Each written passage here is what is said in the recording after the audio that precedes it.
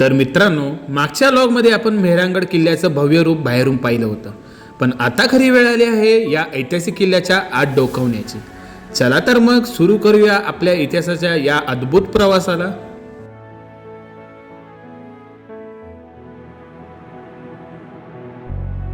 किल्ल्याच्या आत प्रवेश करताना सर्वात आधी नजरेस भरतात त्या म्हणजे राजेशाही पालख्या. प्रत्येक पालखीवर केलेलं हातानं कोरीव काम, नक्षीकाम आणि त्यांची वेगवेगळी रचना पाहून त्या काळातील कलाकारांचं अप्रतिम कौशल्य लक्षात येतं. या पालख्यांमधून राजा किंवा राणी प्रवास करत असत, तर त्यांच्या सोबती सैन्य आणि सेविकांचा ताफा असायचा. या पालख्या खांद्यावर उचलून अनेक सैनिक त्यांना एका ठिकाणाहून दुसऱ्या ठिकाणी घेऊन जात असत. प्रत्येक पालखी जणू एक काळातील वैभव आणि राजेशाहीचा जीवन पुरावा आहे. मित्रांनो, हे हाताने केलेलं नक्षीकाम तुम्ही नक्की बघा. खरंच खूप मेहनतीने, खूप निष्ठेने बनवलेलं हे नक्षीकाम आहे मित्रांनो. खरंच डोळ्यांनी बघताना हे खरंच खूप मस्त वाटतं मित्रांनो. इथं पोस्टर देखील लावलाय की त्या काळात राजाला कसं उचललं जायचं वगैरे. आणि ह्या त्या पालख्या पण बघा मित्रांनो.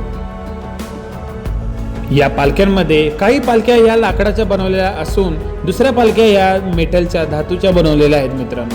पण त्याच्यावरचं जे नक्षीकाम आहे मित्रांनो, ते शब्द सांगता येणार नाही. तर मित्रांनो, तुम्हाला या पालख्यांचं डिझाईन कसं वाटलं हे तुम्ही मला कमेंटमध्ये सुद्धा लिहून टाकू शकता.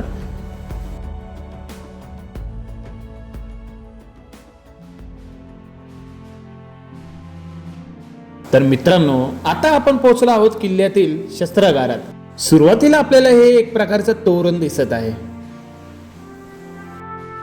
इथे जपून ठेवलेली प्रत्येक तलवार, ढाल असेल, बंदूक आणि इतर शस्त्र त्या काळातील युद्धकलेची आणि शौर्याची साक्ष देतात. यामध्ये काही शस्त्रांचा वापर तत्कालीन राजांनी स्वतः केला होता अशी माहिती देखील मिळते. मित्रांनो, या तलवारी सुद्धा बघा, छत्रपती शिवाजी महाराजांच्या तलवारी सुद्धा याच डिझाईन प्रमाणे आहेत. मित्रांनो, सेल्फ डिफेन्ससाठी बनवलेल्या या ढाली आणि बंदुकी सुद्धा बघा. आणि मित्रांनो, ह्या त्या काळातील हाताने बनवलेल्या जुन्या वस्तू आहेत. इथे ठेवलेला पारंपरिक हुक्का देखील त्या काळातील राजघराण्याच्या जीवनशैलीची एक वेगळी झलक दाखवतो. या प्रत्येक वस्तू मागे एक इतिहास दडलेला आहे आणि त्या इतिहासाचा अनुभव प्रत्यक्ष घेण्याची मजाच काही वेगळी आहे मित्रांनो. पुढे जाताना आपल्याला राजघराण्यातील दैनंदिन वापरातील अनेक ऐतिहासिक वस्तू पाहायला मिळतात. त्यामध्ये तांब्याची, पितळेची भांडी असतील, त्या काळातले पारंपरिक पोशाख असेल आणि अनेक दुर्मिळ वस्तू जपून ठेवल्या आहेत. या प्रत्येक वस्तूमधून एक काळातील जीवनशैली, संस्कृती आणि राजेशाहीच्या थाटाची एक झलक दिसून येते. यानंतर आपल्या नजरेस पडतं एक सुंदर रेल्वेचं मॉडेल. हे मॉडेल 1882च्या काळातील संबंधित असून त्या वेळेची रेल्वे व्यवस्था आणि तांत्रिक प्रगतीची आठवण करून देत आहे.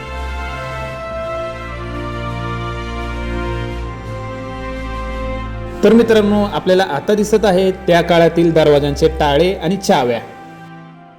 यानंतर राजांच्या काळातील विविध नाणी आपल्याला पाहण्यात येतात. वेगवेगळ्या राज्यातील वेगवेगळ्या धातूत तयार केलेली ही नाणी त्या काळातील अर्थव्यवस्था आणि व्यापाराची माहिती देतात.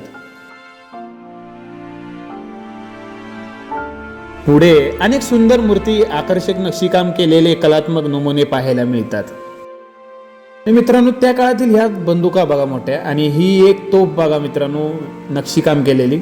आणि आता आपल्या समोर उभी आहे ही अप्रतिम सोनेरी रंगाची पालखी. तिच्यावर केलेलं नाजूक नक्षीकाम, भव्य रचना आणि राजेशाहीचा थाट पाहून अक्षरशः नजर हटत नाही. आता आपण पोहोचणार आहोत मेहरांगडच्या शस्त्रागारात. इथे जपून ठेवलेली प्रत्येक शस्त्र म्हणजे त्या काळातील शौर्याची आणि युद्धकलेची जिवंत साक्ष आहे.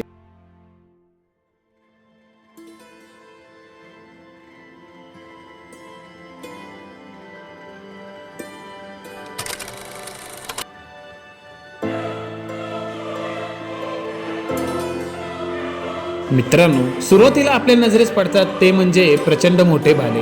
रणांगणात शत्रूवर दूरवर वार करण्यासाठी वापरलेले जाणारे हे भाले आजही त्यांच्या भव्य आकारामुळे लक्ष वेधून घेतात. पुढे आपल्याला त्या काळातील विविध प्रकारच्या बंदुका पाहायला मिळतात. प्रत्येक बंदुकीची रचना वेगळी आणि नक्षीकाम अप्रतिम आहे. काहींचा आकार इतका अनोखा आहे की पाहासच वाटतं. त्या काळातील उपलब्ध असलेल्या तंत्रज्ञानाचा हा एक उत्कृष्ट नमुना म्हणावा लागेल। यानंतर अनेक प्रकारचे धारदार चाकू, कट्यारी आणि युद्धात वापरली जाणारी शस्त्र पाहायला मिळतात आणि आता आपल्याला समोर दिसतात त्या म्हणजे धारदार तलवारी।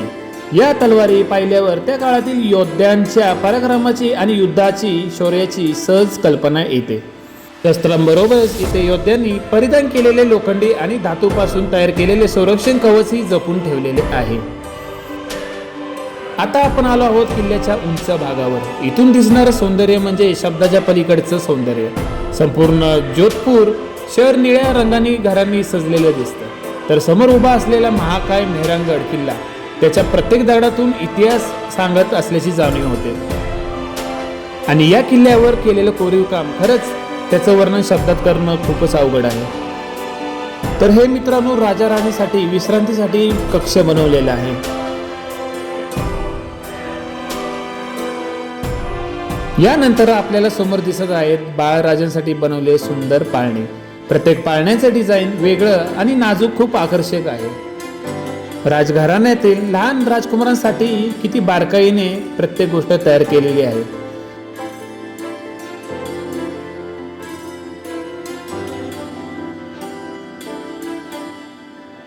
आता आपण त्या भव्य सभागृहात आलो आहोत जिथे राजा, मंत्री आणि सरदार राज्यातील महत्त्वाच्या विषयावर चर्चा करत असत।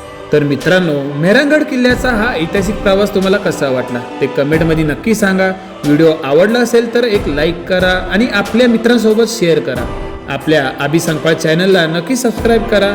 अशा भन्नाट ट्रॅव्हलसाठी आणि ऐतिहासिक लोकसाठी पुन्हा भेटूया पुढच्या व्हिडिओमध्ये। तोपर्यंत काळजी घ्या। जय शिवराय, जय शंभूराजे।